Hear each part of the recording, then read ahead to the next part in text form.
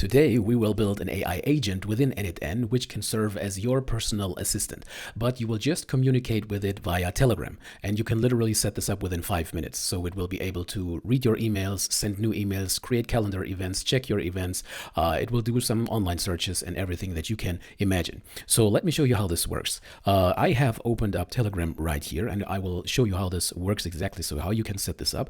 And I am within a chat within this bot, within this n8n assistant, and we are going to set this up together in a second. And I'm just going to ask it what meetings do I have today. And it just responded, and these are the events that I have right now within my calendar. I'm just going into my test calendar right here, and it told me that I have an onboarding with Mike, and it gave me all the participants and everything else. So these are just some very simple examples of what you can do with this, but the convenient thing is that you are basically able to use just Telegram, as I've just said before, to communicate with that specific agent, right? And this is what we're building together. So the first step would actually be to jump into the Telegram docs and then set up this very bot so that we are going to be able to connect with it within n8n, right?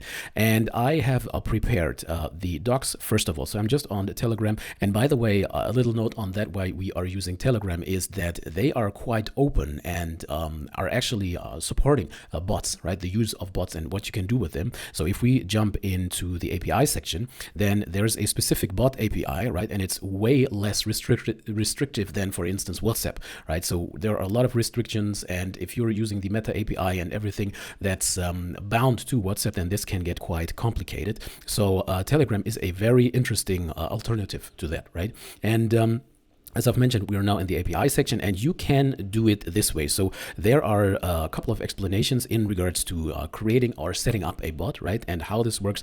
But this is actually not necessary if you just want to quickly set up a connection to n8n, because there's actually a quite simple way how you can do this. So I'm going back into Telegram, and obviously I have connected this to my account right now. And you can already see on this sidebar right here that there's a so-called separate bot, which himself is called the bot father. And you can find this by just searching for it.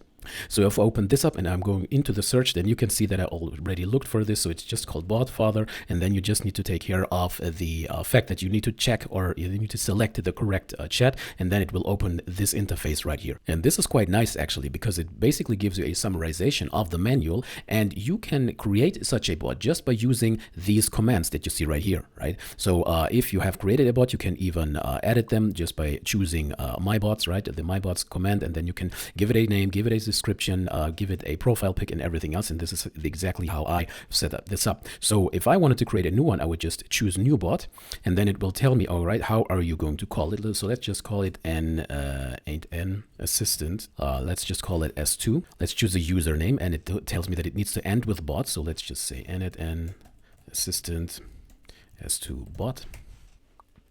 And then that's already it, right? So you can literally set this up within seconds, and then obviously you need to use this API key for later on that we will be able to connect n8n to it, and then everything else you can see at the top right here. So as I've mentioned, you can edit it, you can give it a profile pic, and change everything that you need. All right, so I'm going to copy this API key into my clipboard, and then I'm going to jump into n8n. And I have a blank canvas right here. I'm going to add the first step, and I'm just going to look for Telegram. And there you can already see that there are multiple triggers that I can choose. So when will this very flow be triggered? When will I be able to trigger that event, right? So I'm just going to choose on message right here. This is the default, or one of the most common settings. And then I am able to connect it via my credentials, right? So if I wanted to add some new credentials, then I'm just going to choose new credentials, and I'm going to paste the very API token that I just got out of the bot father chat, right? And I'm going to save this right here. And then you can see that the connection already was successful, right? So it's that easy to connect n8n to Telegram. I'm going to rename it right here, save it, and that's already it. All right, now if I jump back into Telegram again, then now you can see that I do have a URL, right? Which is specifically for this bot that I just created. So if I open this up, then you can see that I just switched right here, and there are no messages here yet. And if I go back into n8n right now, and you can see that it's still inactive, so I will have to activate this flow. I'm going back into Telegram again, and now I'm going to start, and let's just see what happens. So if I say hi, It's just going to be sent, right? So nothing's happening yet. But if I jump back into n8n and I take a look into the executions, then you can see that it just took a couple of milliseconds, right? And I already have this green check mark and I'm going to open it. Then now you can see that I did get something out of the chat itself, or rather from Telegram itself. And you can already see that I did get the hi message, and now I can go on working with that information. All right, I'm going to close this. And I'm going back into the editor right now. And now we can add another node, and we are already using an AI agent for this. And the source for the prompt will be defined below. We are not going to use the chat trigger node right here.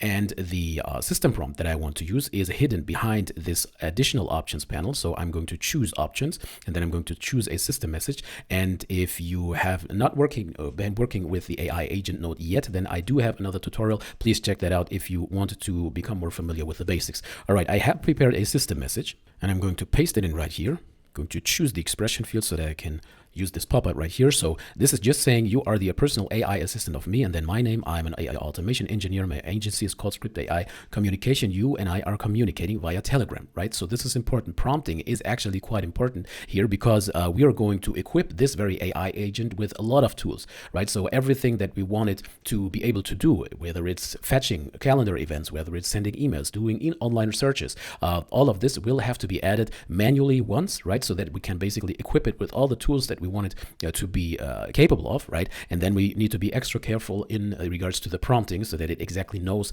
what it can do and how it can do that. All right, so you have access to several Telegram tools, like sending simple text messages, sending images, right? And use the appropriate Telegram tool you are equipped with to respond to messages you receive from me. You must always use the Telegram tool to send a response back, right? And then I'm basically listing all the tools that I want to use right now. All right, so that's it for the system prompt. I'm going to close this, and I'm going to tell it in the user message. This is the user's message, and then I'm going to wrap the actual message, which will be coming from the actual trigger within these message tags. You don't have to do that, but it sometimes makes the understanding or the comprehension of that AI agent a little better. I'm going to choose another model.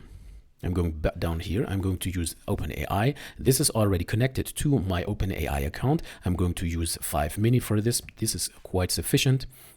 I'm going to select this. I'm not going to use the responses API, and then I'm going to close this panel right here. I'm going to save this. And now I'm going to actually send another message to this very agent, right? So after this hi, I'm just going to tell it, how can you help me?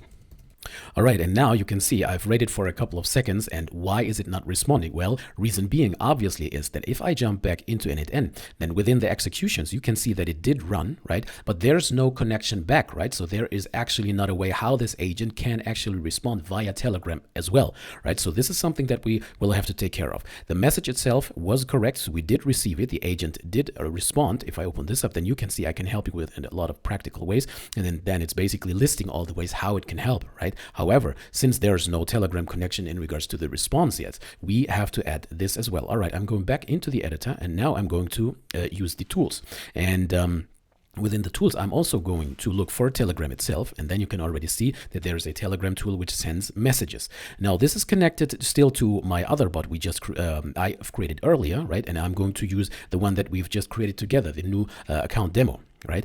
I'm going to keep the tool description to be set automatically. The resource will be a message, and the operation I want it to be able to do is to send a message. Now, in regards to the chat ID, and you can see that if I hover over this tiny question mark right here, that there's actually a unique identifier for the target chat or username, and to find it, you can get help from the bot again, right? So ask the get ID bot. However, this is not necessary for this case, because you can already see on the left-hand side that these are the fields that n8n expects from this Telegram trigger, right? And amongst other data, amongst other metadata, we can also get the chat ID right down here, right? So there's a chat object, and then within that chat object, there's actually the chat ID. And this is exactly the parameter we want to use. I'm just going to drag and drop this into this field right here, and then we have the variable so that it's able to identify which chat ID this is actually coming from and only respond to the specific one. And by the way, the reason why these are all grayed out, as you can see, and kind of disabled is because I have not executed the flow yet. yet, right, within this very view right here. And but n8n already knows what the structure of the Telegram trigger actually looks like, so that it can anticipate what kind of data will come out of this Telegram trigger node. All right, so then I have the chat ID. Now the next thing is obviously the text that I wanted to respond with, right? And this is the part where we are going to use expressions, and I'm going to use an expression called from AI. So if I open up the double curly braces and then I have this $sign, then there's a specific method called from AI, right? And this from AI basically gives the agent, we are still working with agent right here, right? Gives it a hint what kind of parameter this very field is expecting to be populated with, right? So since the agent hasn't created any content yet because it's autonomous, right? It creates the content or the response itself, right? So there's no data yet that we can basically map and hard code within this specific field. We will need to give it a hint what kind of data it would expect in this field. Now, the one of the most obvious things would just be to call it text, right? Because we want to send over the whole text, the whole response it created, right?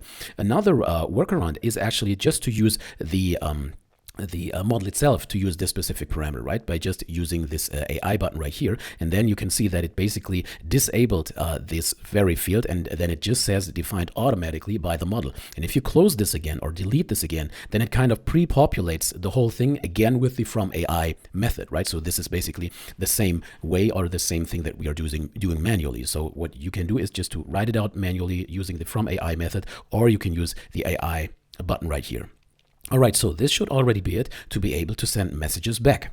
I'm going to save the whole flow, going back into Telegram, and now I'm going to ask it again. What can you do? Let's just see what happens.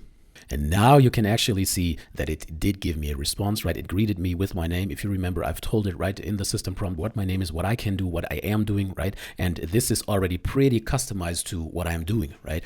And yeah, so this is working perfectly fine. So let's jump back into n8n.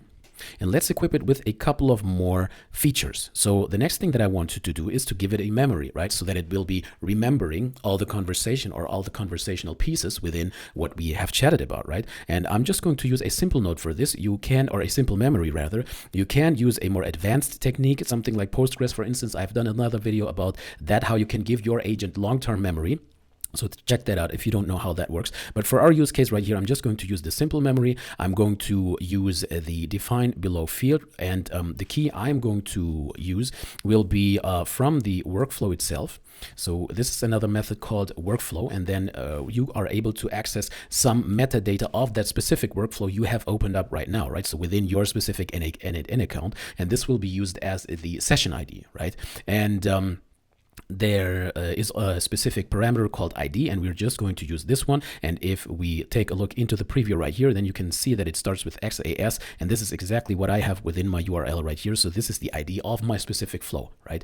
And the next thing is that I want to define the context window length. So how many past conversational pieces do you want it to remember, right? And let's just go, I don't know, with 15 or 25 or something. That's sufficient for us right now. And I'm going to close this again. And now we have a memory. All right, let's go on with the calendar pieces. So I'm going to choose the tools again, and I'm going to look for calendar. I'm going to use the Google Calendar tool right here. And this is also set up already with my account, first of all. The tool description is set automatically. And if I open up this dropdown right here, then you can see that these are all the common features that you would expect, right? So let's just choose get many, for instance, so that it's able to get many events, right? So that's able to read what we have in our calendar. And the calendar that I'm going to use is just called test. So I chose this one. Then the limit can be 50, so whatever you would prefer to be able to do this. And then within the after field, we are also not going to use the now variable because we don't want it to actually just be able to look for events in the future, right? So starting after now, but we wanted to look for everything. So again, in this case, we can use the from AI expression. And we can just give it a placeholder name, something like after date, or date after rather, date after. And this will tell the model again, right, that this is the date that we expect the model to populate, right? And I can also choose the this button right here again. And if I click on this and close this again, then it also just gives it the hint, right? The hint for the specific field of after, right? I just call it date after, and this should already be enough. I'm going to copy the whole method, and with the before, I'm just going to paste it right here, and then I'm just saying date before. All right, and that's already it. So I'm going to close this. I'm going to save the whole flow. And if you remember, if I jump back into my test calendar right here, that I have this meeting right here, and I have another sample meeting right here, right? So let's ask it, what meetings do I have this week? And now you can see that it just responded, and it says, here are your meetings for this week. The first one is called onboarding Mike. The second one is called meeting with Claude. And these are exactly the meetings that I have right here, right? So perfect. This is working great. All right, now, so I hope you get the gist already where this could go, right? So you can equip your agent with any features that you can imagine, right? So if, let's say, we also wanted to be able to send messages via email, then we can also do this, right? So let's just add another one, and then I think you will understand why we are not going to do everything that I have shown you, because these are literally all the same steps, right? So I'm just going to connect it to my Gmail account right here. I'm going to set the tool description to be set automatically. The resource will be message, and the operation will be sent. Again, where should it send the email to? I'm just going to use the from AI expression again, or let the model define this itself. I'm going to click this button right here. And if you take a look behind the scenes, then this is just called to, right? Same with all the other parameters. I'm just going to click define by model. I'm going to switch the email type to text. Also, the message itself is going to be defined by the model itself. I'm going to close this, and I'm going to add one more node to this one, and I'm going to choose the calendar tool again.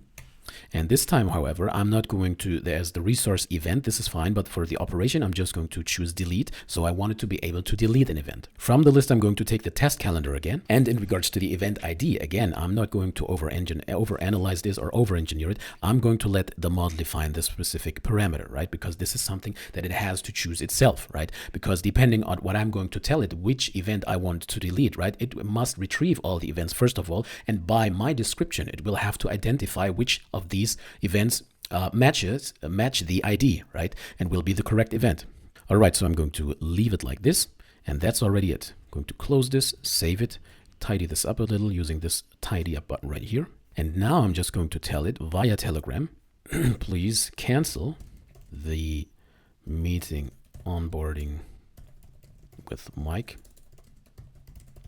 and let everyone involved know via email, right? So this is my task right now. I'm going to send this. And now it says, done, I've canceled onboarding Mike and emailed the attendees anything else. All right, so if I jump back into n8n right now, into the executions, then now I can see that it actually did use the delete an event subnode, right? And also the send a message node, right? All right, so if I jump back into the calendar itself, then now you can see that the meeting is actually gone. And additionally, if I jump into my Gmail account, then you can see that this meeting has actually been canceled, right? So this is the notification that I got that the agent itself has sent. And if I open this, then you can see that this is the message that it added, right? So, hi, Mike, the onboarding Mike meeting has been scanned. Apologies for inconveniences. If you'd like to reschedule, and so on and so forth. And I haven't even prompted this, right? So it is even adding some apology into that specific node, right? So this is quite nice. All right, so jumping back into n8n and the editor, you can see that you can expand this to your liking and equip the whole system, you know, with every feature that you can imagine what you want your agent to do, right? So there are even more elegant ways to connect your calendar, right? We only have added to get events and delete events. Obviously, you would also want it to create events, update events, everything else, search for events, right? And you could do this via an MCP server, right? You can build your own MCP server within n8n even, so that it's only available to yourself, right? Or to your agent, so that it's a little more tidied up and a little more convenient to equip your agent with all these kinds of features. All right, if this was helpful to you, then I would highly appreciate if you shared and liked this video. Also, if you want to get the assets of this for free, then join my school community. Thanks a lot for the attention, and hope to see you next time. Bye.